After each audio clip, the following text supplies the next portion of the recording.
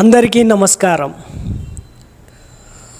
మోసము, స్వీయ మోసము అనేది రెండు రకాలుగా మన జీవితంలో ఉంటుంది. మోసము అంటే లేనిదాన్ని ఉన్నట్టు చెప్పడము, ఉన్నదాన్ని దాచిపెట్టడము, అబద్ధం ద్వారా మరొకరిని నమ్మించడము. ఇది ఎదుటివారు మనకు చేయడం లేదా మనము ఎదుటివారికి మోసం చేయడం జరుగుతూ ఉంటుంది ఇలా. కానీ స్వీయ మోసం అనేది ఒకటి ఉంటుంది. అది మనకు మనమే మోసం చేసుకోవడం, దానినే స్వీయ మోసము అంటాము. అయితే ఈ స్వీయ మోసము మనము మన నిత్య జీవితంలో అనేక సందర్భాల్లో మనకు మనమే మన మనసుని మోసం చేసుకుంటూ జీవిస్తూ ఉంటాము. అయితే ఎదుటివారిని మోసం చేస్తే ఇప్పుడు కాకుండా ఎప్పుడైనా ఏదో ఒక రోజు ఆ మోసం అనేది బయటపడుతుంది. కానీ నీకు నువ్వే మోసం చేసుకుంటే నేను మోసపోతున్నాను అనే విషయం తెలుసుకోవడం చాలా చాలా కష్టం. నీకు నువ్వుగా మనిషి మానసికంగా, భావోద్వేగాల పరంగా, శారీరకంగా, రోగాల పరంగా అనేక బలహీనతలతో ఉన్నా, ఇబ్బందులతో ఉన్నా కూడా మనిషి లోపల ఒక రకంగా ఉండి బయట ఇంకొక రకంగా ఉంటాడు.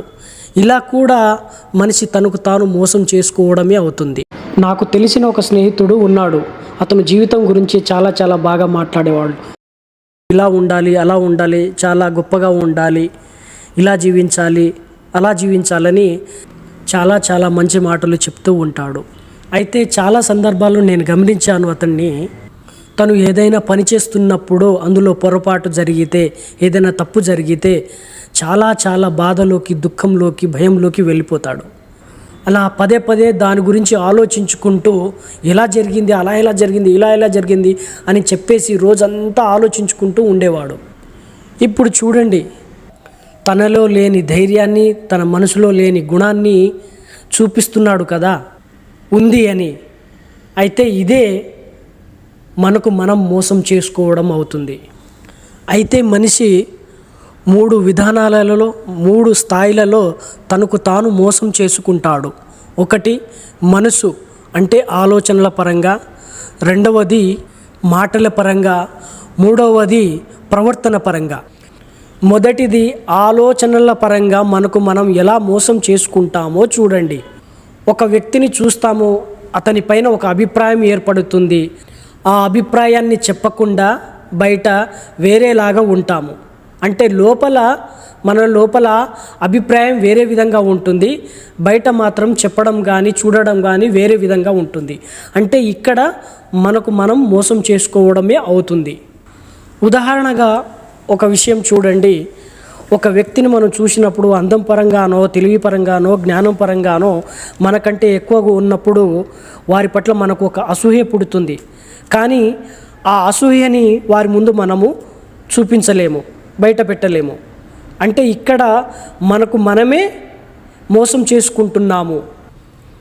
ఇంకొక రకంగా చూడండి, ఒకరి విజయము, ఒకరికి పేరు, స్థాయి, హోదా, డబ్బు ఉన్నప్పుడు మనకు లేదు అనే అసంతృప్తి ఉంటుంది, వారికి ఉంది అనేది అసూయ కూడా పుడుతుంది. ఇది కూడా బయట మనము ప్రదర్శించలేము, బయట మనము ఆ ఆలోచనల్ని చెప్పుకోలేము. ఇది కూడా మనకు మనమే మోసం చేసుకోవడము అవుతుంది.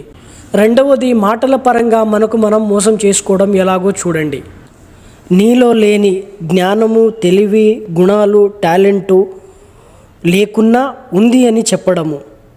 ఒకవేళ ఉన్నా కానీ ఉన్నదానికంటే ఎక్కువగా ఉంది అని ప్రదర్శించడము, మాటలతో చెప్పడము. ఇది కూడా నీకు నువ్వు మోసం చేసుకోవడమే అవుతుంది. ఉదాహరణకి కొన్ని విషయాల పట్ల అవగాహన, జ్ఞానం ఉన్న వ్యక్తి నీతో వచ్చి మాట్లాడుతున్నప్పుడు తను చెప్పే విషయం గురించి నీకు తెలియకపోయినా పూర్తిగా తెలుసు అన్నట్టు మాట్లాడుతూ ఉంటావు. ఇది కూడా నీకు నువ్వు మోసం చేసుకోవడమే అవుతుంది. మూడవది ప్రవర్తన రూపంలో తనకు తాను ఎలా మోసం చేసుకుంటాడో చూడండి.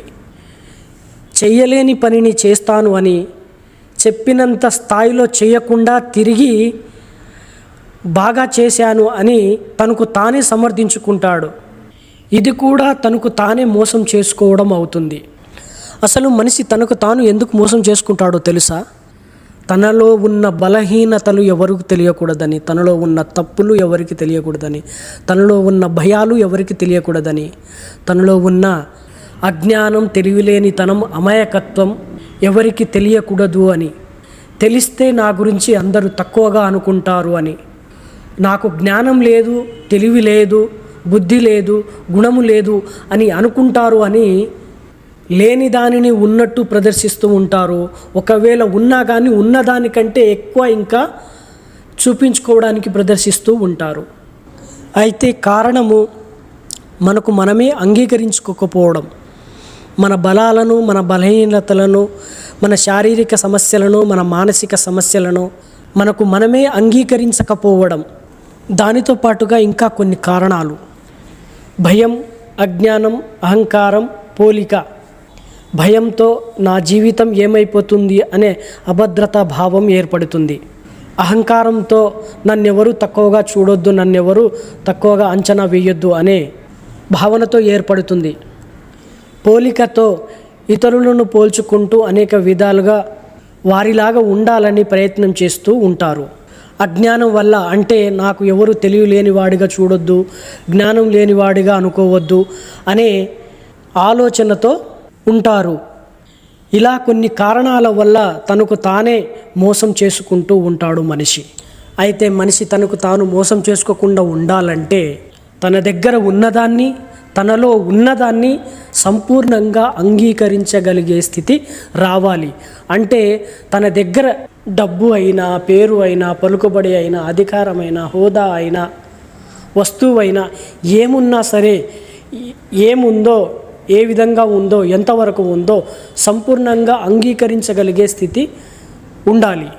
అలాగే తనలో జ్ఞానం ఎంత ఉందో, తెలివి ఎంత ఉందో, టాలెంట్ ఎంత ఉందో, బుద్ధి గుణం ఎంత ఉందో, ఏది ఎంతవరకు ఉందో సంపూర్ణంగా అంగీకరించగలిగే స్థితి రావాలి మనిషిలో. ఆ ఉన్నదాన్ని అనుభవించగలిగే స్థితి వచ్చినప్పుడే మనిషి తనకు తాను అర్థం చేసుకుంటాడు. తన దగ్గర ఏముందో దాన్ని అనుభవిస్తాడు, తన దగ్గర ఏముందో దాన్ని సంపూర్ణంగా తెలుసుకుంటాడు. లేని దాని గురించి మాట్లాడవలసిన అవసరము ఉండదు. అప్పుడు లేని దాని గురించి చెప్పుకోవాల్సిన అవసరము రాదు. అప్పుడు తనకు తాను మోసం చేసుకునే పరిస్థితి కూడా రాదు. ఉన్నదాన్నే చెప్పుకుంటాడు, ఉన్నదాన్నే అనుభవిస్తాడు, ఉన్నదాని గురించే ఆలోచిస్తాడు. ఇది తనకు ఏముందో సంపూర్ణంగా అంగీకరించగలిగితే అప్పుడు ఆటోమేటిక్గా తనకు తాను మోసం చేసుకునే ఆ ప్రవర్తనని కోల్పోతాడు. ఆ ప్రవర్తన నశించిపోతుంది. అసలు ముందుగా ఉన్న ఉద్యోగాన్ని అంగీకరించండి, ఉన్న డబ్బుని అంగీకరించండి, ఉన్న మీ పేరుని అంగీకరించండి, ఉన్న మీ హోదాని అంగీకరించండి, ఉన్న మీ ఆరోగ్య పరిస్థితులను అంగీకరించండి, ఉన్న మీ శారీరక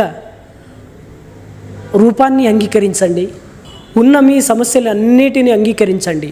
అప్పుడు ఆటోమేటిక్గా మీ దగ్గర ఏముందో వాటిని సంపూర్ణంగా అనుభవించే స్థితి మీలో ఏర్పడిన తర్వాత ఆటోమేటిక్గా మనకు మనం మోసం చేసుకోవడం అనే ఆ ప్రవర్తనని మనం కోల్పోతాము. ఇది సత్యము.